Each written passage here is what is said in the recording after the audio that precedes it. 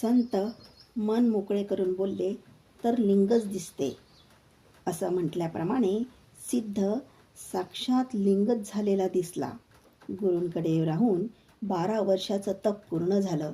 गुरुसेवा सार्थक झाली. गुरुवचन ऐकल्याबरोबर मुक्ती मिळते हे निजगुणाचं वाक्य इथे सार्थक झालं. प्रत्येक दिवसाची साधना त्या दिवशी सिद्ध झाली.